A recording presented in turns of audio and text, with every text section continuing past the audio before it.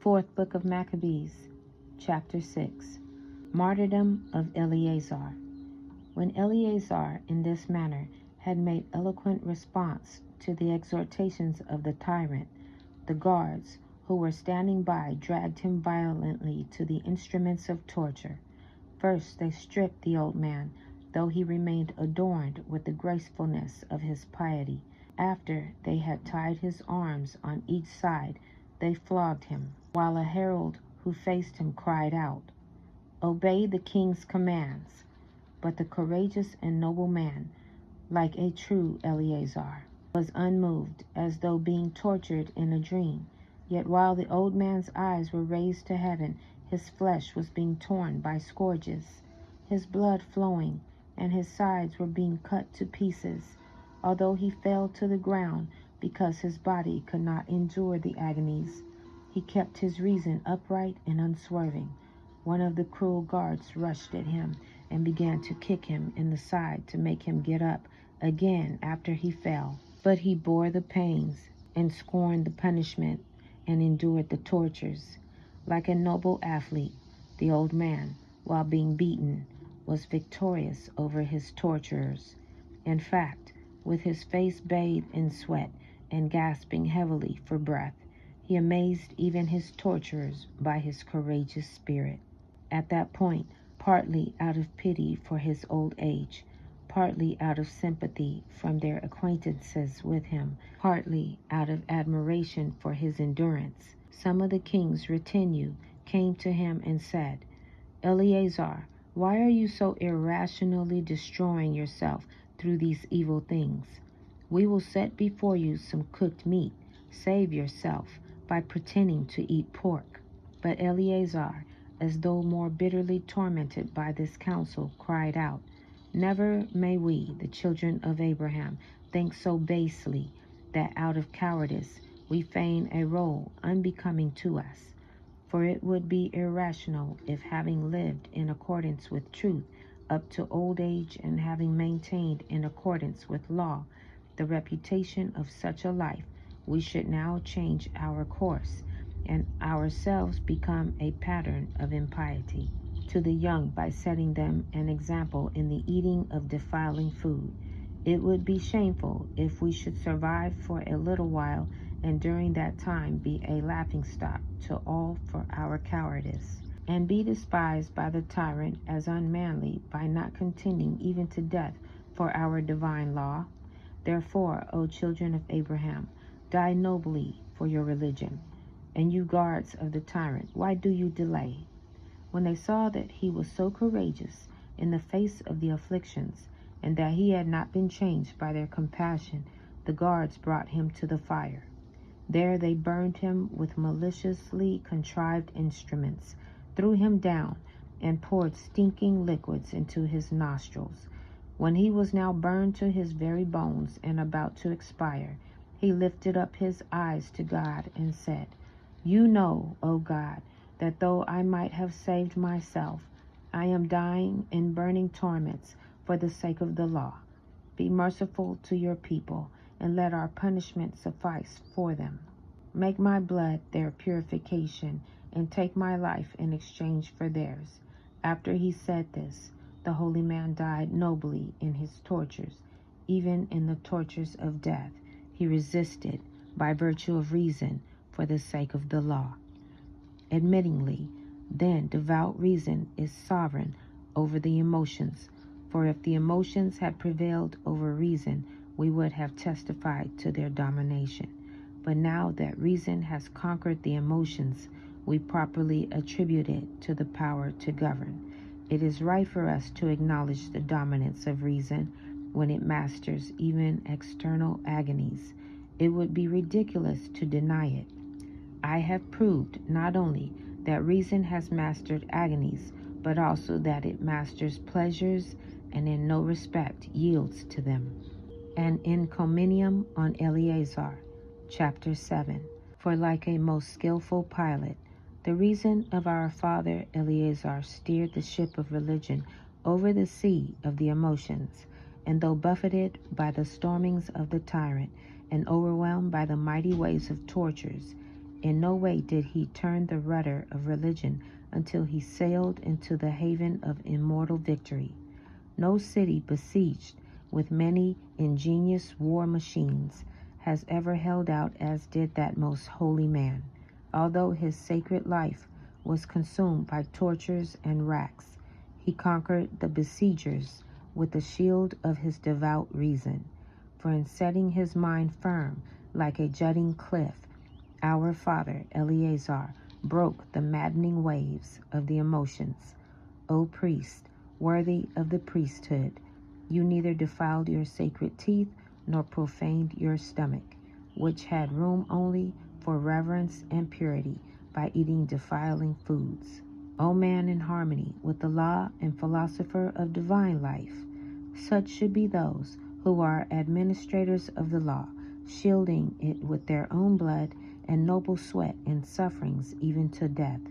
You, Father, strengthened our loyalty to the law through your glorious endurance, and you did not abandon the holiness that you praised, but by your deeds you made your words of divine philosophy credible. O aged man, more powerful than tortures, O elder, fiercer than fire, O supreme king over the passions, Eleazar. For just as our father Aaron, armed with the censer, ran through the multitude of the people and conquered the fiery angel, so the descendant of Aaron, Eleazar, though being consumed by the fire, remained unmoved in his reason. Most amazing, indeed, though he was an old man, his body no longer tense and firm, his muscles flabby, his sinews feeble, he became young again in spirit through reason, and by reason like that of Isaac, he rendered the many-headed rack ineffective. O man of blessed age, and of venerable gray hair, and of law-abiding life, whom the faithful seal of death has perfected. If therefore, because of piety, an aged man despised tortures even to death, most certainly devout reason is governor of the emotions. Some perhaps might say, not all have full command of their emotions, because not all have prudent reason, but as many as attend to religion with a whole heart, these alone are able to control the passions of the flesh. Since they believe that they, like our patriarchs Abraham, Isaac, and Jacob, do not die to God, but live to God, no contradiction therefore arises when some persons appear to be dominated by their emotions because of the weaknesses of their reason. What person who lives as a philosopher by the whole rule of philosophy and trusts in God, and knows that it is blessed to endure any suffering for the sake of virtue, will not be able to overcome the emotions through godliness? For only the wise and courageous are masters of their emotions. 7 brothers defy the tyrant. Chapter 8. For this is why even the very young, by following a philosophy in accordance with devout reason, have prevailed over the most painful instruments of torture. For when the tyrant was conspicuously defeated in his first attempt, being unable to compel an aged man to eat defiling foods, then in violent rage he commanded that others of the Hebrew captives be brought, and that any who ate defiling food would be freed after eating. But if any were to refuse, they would be tortured even more cruelly. When the tyrant had given these orders, 7 brothers, handsome, modest, noble, and accomplished in every way, were brought before him along with their aged mother. When the tyrant saw them, grouped about their mother, as though a chorus, he was pleased with them, and struck by their appearance and nobility, he smiled at them, and summoned them nearer, and said, Young men, with favorable feelings, I admire each and every one of you, and greatly respect the beauty and the number of such brothers. Not only do I advise you not to display the same madness as that of the old man who has just been tortured, but I also exhort you to yield to me and enjoy my friendship, just as I am able to punish those who disobey my orders, so I can be a benefactor to those who obey me.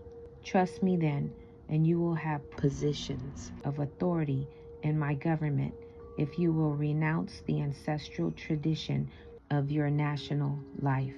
Enjoy your youth by adopting the Greek way of life and by changing your manner of living. But if by disobedience you rouse my anger, you will compel me to destroy each and every one of you with dreadful punishments through tortures. Therefore, take pity on yourselves. Even I, your enemy, have compassion for your youth and handsome appearance. Will you not consider this, that if you disobey, nothing remains for you but to die on the rack? When he had said these things, he ordered the instruments of torture to be brought forward, so as to persuade them out of fear to eat the defiling food. When the guards had placed before them wheels and joint dislocators, rack and hooks, and catapults and cauldrons, braziers and thumbscrews, and iron claws and wedges and bellows, the tyrant resumed speaking, "Be afraid, young fellows. Whatever justice you revere will be merciful to you when you transgress under compulsion." But when they had heard the inducements and saw the dreadful devices, not only were they not afraid, but they also opposed the tyrant with their own philosophy, and by their right reasoning nullified his tyranny. Let us consider, on the other hand, what arguments might have been used if some of them had been cowardly and unmanly. Would they not have been the following? O wretches that we are, and so senseless! Since the king has summoned and exhorted us to accept kind treatment if we obey him, why do we take pleasure in vain resolves and venture upon a disobedience that brings death? O men and brothers, should we not fear the instruments of torture and consider the threats of torments and give up this vain opinion, this arrogance that threatens to destroy us? Let us take pity on our youth and have compassion on our mother's age, and let us seriously consider that if we disobey, we are dead. Also, divine justice will excuse us for fearing the king when we are under compulsion. Why do we banish ourselves from this most pleasant life and deprive ourselves of this delightful world? Let us not struggle against compulsion or take hollow pride in being put to the rack. Not even the law itself would arbitrarily put us to death for fearing the instruments of torture. Why does such contentiousness excite us and such a fatal stubbornness please us, when we can live in peace if we obey the king? But the youths, though about to be tortured, neither said any of these things, nor even seriously considered them, for they were contemptuous of the emotions and sovereign over agonies, so that as soon as the tyrant had ceased counseling them to eat defiling food, all with one voice together, as from one mind, said, "Why do you delay, O tyrant? For we are ready to die rather than transgress our ancestral commandments." We are obviously putting our forebears to shame unless we should practice ready obedience to the law and to Moses, our counselor.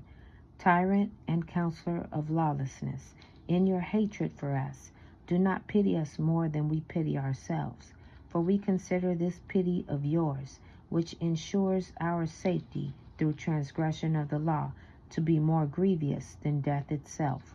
You are trying to terrify us by threatening us with death by torture, as though a short time ago you learned nothing from Eleazar.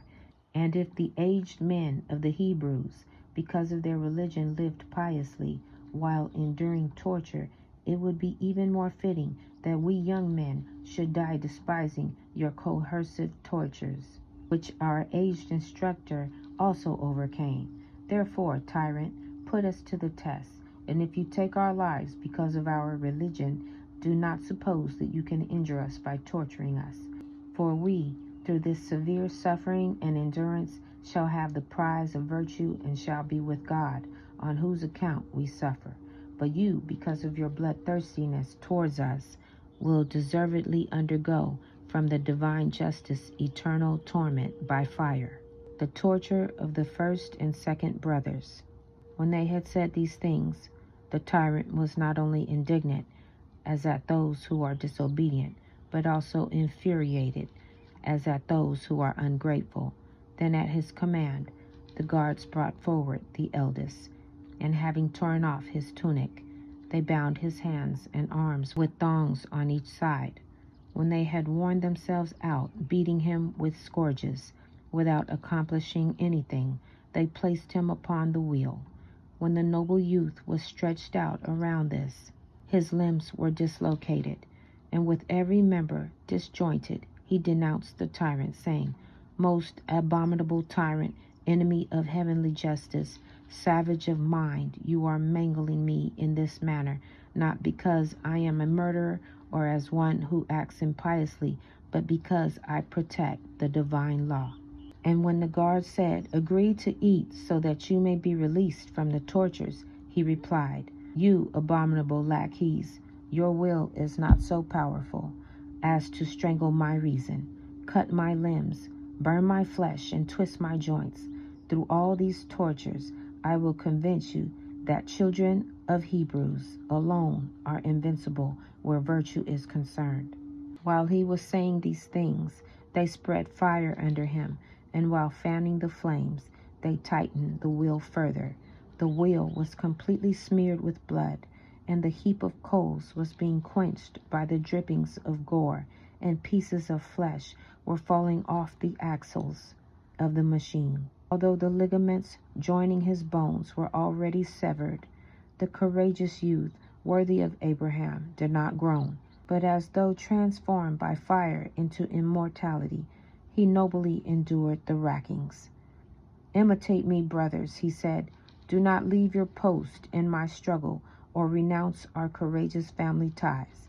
Fight the sacred and noble battle for religion. Thereby the just providence of our ancestors may become merciful to our nation and take vengeance on the accursed tyrant." When he had said this, the saintly youth broke the thread of life. While all were marveling at his courageous spirit, the guards brought in the next eldest, and after fitting themselves with iron gauntlets having sharp hooks, they bound him to the torture machine and catapult. Before torturing him, they inquired if he were willing to eat, and they heard his noble decision. These leopard-like beasts tore out his sinews with the iron hands, flayed all his flesh up to his chin, and tore away his scalp. But he steadfastly endured this agony and said, "How sweet is any kind of death for the religion of our ancestors." To the tyrant he said, "Do you not think, you most savage tyrant, that you are being tortured more than I, as you see the arrogant design of your tyranny being defeated by our endurance for the sake of religion? I lighten my pain by the joys that come from virtue, but you suffer torture by the threats that come from impiety. You will not escape, you most abominable tyrant, the judgments of the divine wrath." The torture of the third and fourth brothers. Chapter 10. When he too had endured a glorious death, the third was let in, and many repeatedly urged him to save himself by tasting the meat. But he shouted, "Do you not know that the same Father begat me as well as those who died, and the same mother bore me, and that I was brought up on the same teachings? I do not renounce the noble kinship that binds me to my brothers." Enraged by the man's boldness, they disjointed his hands and feet with their instruments, dismembering him by prying his limbs from their sockets, and breaking his fingers and arms and legs and elbows. Since they were not able in any way to break his spirit, they abandoned the instruments and scalped him with their fingernails in a Scythian fashion. They immediately brought him to the wheel, and while his vertebrae were being dislocated by this, he saw his own flesh torn all around and drops of blood flowing from his entrails. When he was about to die, he said, "We most abominable tyrant are suffering because of our godly training and virtue, but you, because of your impiety and bloodthirstiness, will undergo unceasing torments." When he too had died in a manner worthy of his brothers, they dragged in the fourth, saying, "As for you, do not give way to the same insanity as your brothers, but obey the king and save yourself." But he said to them, "You do not have a fire hot enough to make me play the coward. No, by the blessed death of my brothers, by the eternal destruction of the tyrant, and by the everlasting life of the pious, I will not renounce our noble family ties. Contrive tortures, tyrant, so that you may learn from them that I am a brother to those who have just now been tortured." When he heard this, the bloodthirsty, murderous, and utterly abominable Antiochus gave orders to cut out his tongue. But he said, "Even if you remove my organ of speech, God hears also those who are mute. See, here is my tongue, cut it off, for in spite of this you will not make our reason speechless. Gladly, for the sake of God, we let our bodily members be mutilated. God will visit you swiftly, for you are cutting out a tongue that has been melodious with divine hymns." The fourth book of Maccabees, chapter 6 through 10. Shalom.